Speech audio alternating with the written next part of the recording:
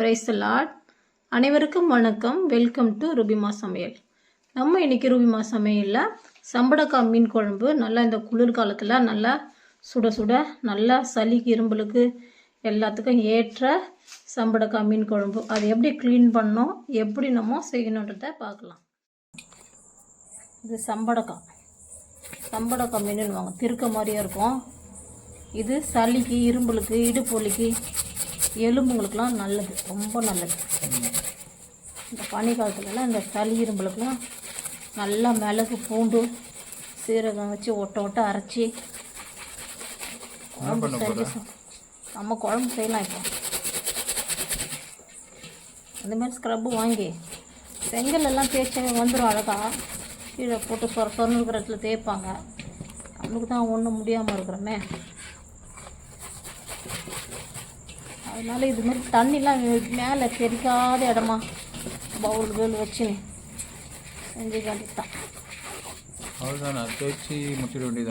Clean cut பண்ணணும். உள்ள ஒரு இதில் செதில் இருக்காது,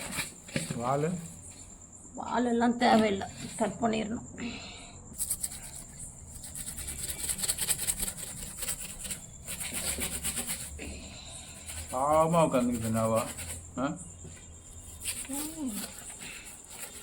மேலே அந்த பிளாக்காக இருக்குதுல்ல, அதெல்லாம் அந்த வழவழப்பெல்லாம் எடுத்துடணும்.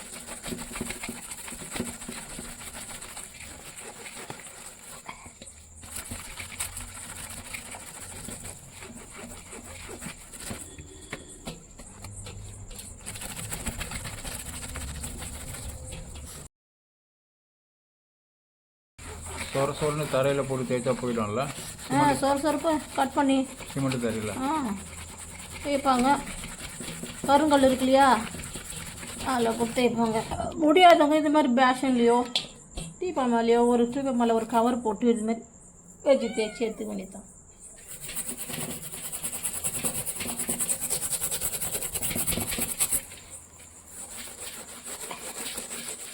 இப்போது இந்த சம்படக்காவை ஃபுல்லுமே அந்த வழவழப்பெல்லாம் தேய்ச்சி எடுத்தாச்சு. இப்போ நம்ம பீஸ் போட்டுக்கலாம். பாருங்கள், கட் பண்ணுறதுல எங்கள் பூனை நின்று பார்த்துக்கினே இருக்குது. பாருங்கள், கட் பண்ணுறத கை நீட்டி கேட்டுக்கினே இருக்குது. ஆனால் அதுவே எடுத்து சாப்பிடாது, நான் கொடுத்தா தான் சாப்பிடும். இந்த அருவாமனை பார்த்திங்கன்னா பழைய அருவாமனை. நான் நல்லா இருக்கும்போது இதில் தான் மீன் கட் பண்ணுவேன். மீன்காரக்காவும் வந்தாங்கன்னா எனக்கு இந்த அருவாமனையை வச்சிருன்னு சொல்லி அவங்க கட் பண்ணி கொடுத்துட்டு போவாங்க. ஸ்லைஸ்லாம் பார்த்திங்கன்னா நல்லா மெலிசாக சூப்பராக அழகாக கட் பண்ணலாம். அடிபட்டதுக்கப்புறமா சிசர் மட்டுமே வச்சு யூஸ் பண்ணிகிட்டு இருந்தேன். இப்போ சிசரும் மழுங்கி போனதுனால இப்போ அருவாமனையை எடுக்க வேண்டியதாகிடுச்சு. இந்த அருவாமனை பார்த்திங்கன்னா ரொம்ப பழைசு. இது கட் பண்ணுறதுக்காக நகராமல் இருக்கிறதுக்காக ஒரு கிளிப்பு போட்டு நல்லா டைட் பண்ணி கொடுத்துருக்குறாரு. இது ஷார்ப்பாக இருந்ததுன்னா நல்லா மெலிசாக நல்லா பீஸ் எடுக்கலாம், சூப்பராக வரும்.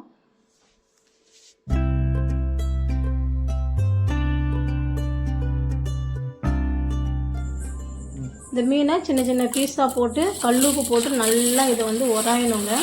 நல்லா நம்ம ஏற்கனவே மேலே இந்த ஸ்க்ரப்பு போட்டு நல்லா தேய்ச்சாச்சு.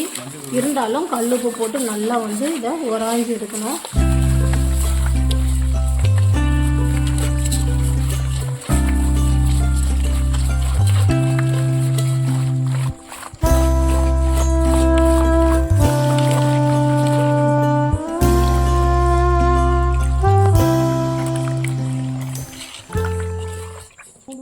இந்த மீனில் முள்ளெல்லாம் இருக்காது, அதனால் தைரியமாக கையை போட்டு நல்லா உராஞ்சி எடுக்கலாம்.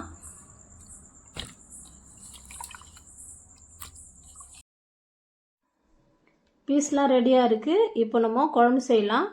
இதுக்கு ஃபஸ்ட்டு ஒரு எலுமிச்சைப்பழம் சைஸில் புளி எடுத்து ஊற வச்சுருக்கேன். புளியை ஃபஸ்ட்டு சும்மா மேல் தண்ணி போட்டு நல்லா அலம்பிட்டு அதுக்கப்புறமா ஊற வைக்கணும். எப்போவுமே சம்படக்காய் மீன் இது.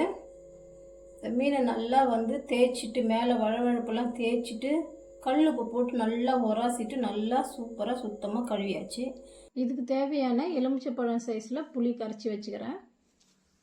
3 தக்காளி, 2 பெரிய வெங்காயம், கருவேப்பிலை, கொத்தமல்லி, 2 பச்சை மிளகாய். மெயினாக அரைக்கிறதுக்கு பூண்டு, மிளகு, சீரகம். இதுதான் இதனுடைய குழம்புக்கு முக்கியமானது. அளவு மிளகு 1 டீஸ்பூன், சீரகம் 1 டீஸ்பூனு, பூண்டு ஒரு அரை கை, ஒரு பிடி கை இருக்கும். 2 முழு பூண்டு உரித்து வச்சுருக்கேன். சின்ன துண்டு இஞ்சி சேர்த்துக்கிறேன். குழம்பு தானே? ஆமாம், சம்பளக்காய் மீன் குழம்பு நான் இப்போது செய்ய போகிறேன். மீன் க்ளீன் பண்ணதில் டயர்ட் ஆகிட்டேன். இதுக்கு ஒரு 50 ml எண்ணெய் ஊற்றிக்கலாம். எண்ணெய் காயிட்டும்.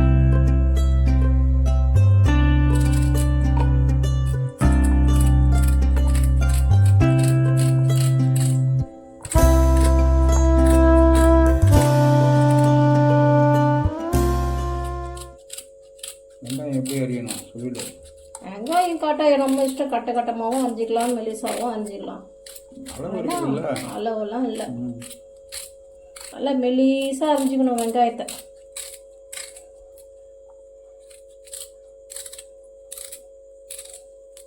மீன் குழம்புக்கு தேவையான கடுகு ஒரு 1/2 டீஸ்பூனு, வெந்தயம் ஒரு 1/2 டீஸ்பூன். கடுகு நல்லா பொரியட்டும்.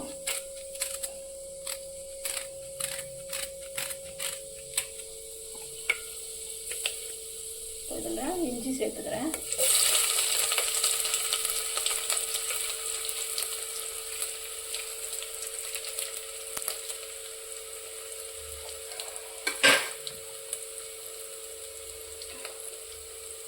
வெங்காயத்தை போட்டுக்கலாம்.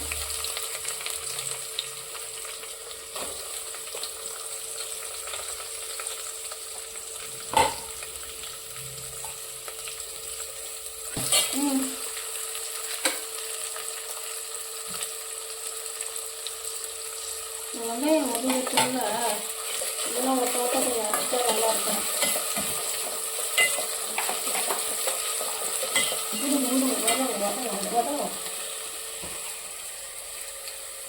மிளகு சீரகம் ஒட்ட அரைச்சிக்கலாம். அம்மி இருந்தால் சூப்பராக ஒட்ட அரைச்சிக்கலாம். அம்மி இருந்தாலும் என்னால் இப்போ அரைக்க முடியாது. அந்த சூழ்நிலையில் மிக்சியில் தான் நம்ம அரைக்கணும்.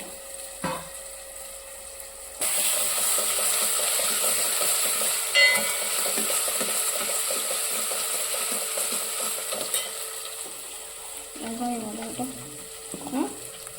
அரைச்சிட்டு வந்துடலாம்.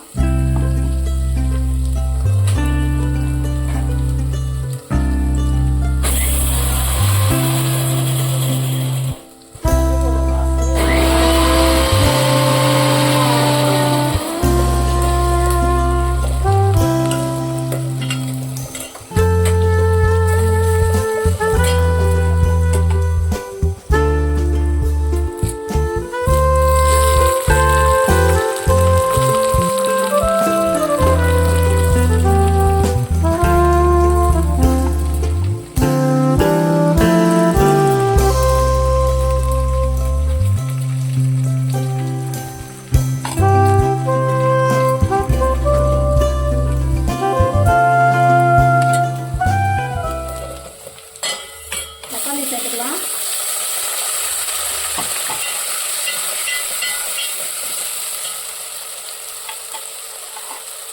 தக்காளி வதங்கிறதுக்கு கல்லுப்பு தூள் சேர்த்துக்கலாம்.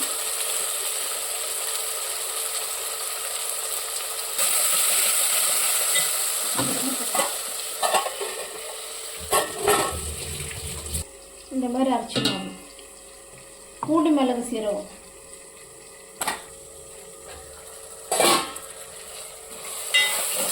தக்காளிலாம் நல்லா உடஞ்சி சூடாக இருக்கும்.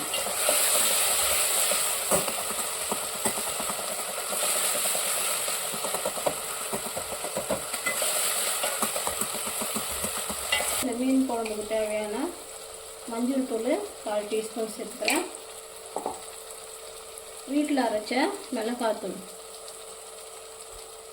1.5 சேர்த்துக்கிறேன். ஏன்னா மிளகுலாம் வச்சுருக்கோம், பூண்டு வச்சுருக்கோம், காரமாக இருக்கும். அதனால் இப்போ நம்ம அரைச்சிருக்கோம்ல அதையும் இதில் சேர்த்துக்கலாம்.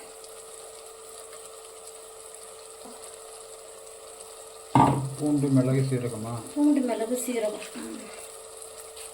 நல்லாயிருக்கும், சூப்பராக இருக்கும் அந்த குழம்பு.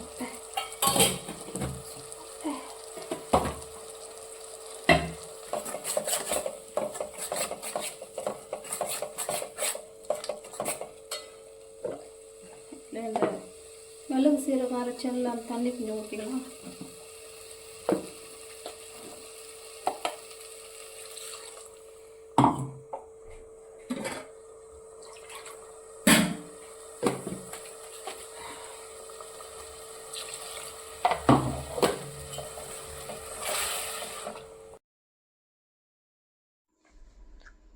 கரைச்சி வச்ச புளி தண்ணி இதில் சேர்த்துக்கலாம். சூடு பண்ணி தான் வச்சேன், இருந்தாலும் லைட்டாக உப்பு இருக்குது உள்ள.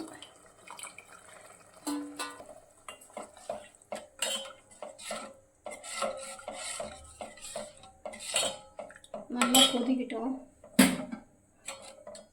இன்னும் கூட கொஞ்சம் தண்ணி எடுங்க.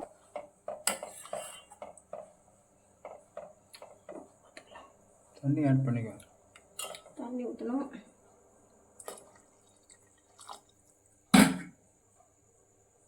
குழம்புக்கு தேவையான அளவு உப்பு, 2 பச்சை மிளகாய்.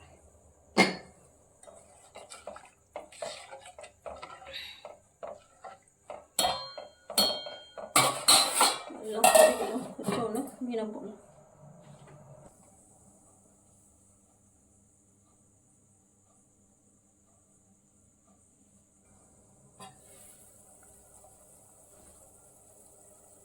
மீனை போடலாம். இப்போ குழம்பு நல்லா கொதிக்குதுங்க.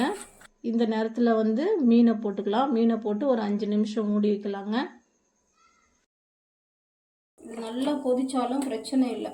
முள்ளுலாம் கிடையாது. இதில் முள் உடஞ்சி கலந்துருமேன்ற பயம்லாம் வேண்டாம். நல்லா உப்பு புளி காரம் எல்லாம் இதில் ஏறி இறங்கி, இதில் இருக்கிற சாரெலாம் இறங்கி நல்லா வரட்டும். நல்லா வருவீங்க அப்படின்ற மாதிரி வரட்டும். தெய்வமே.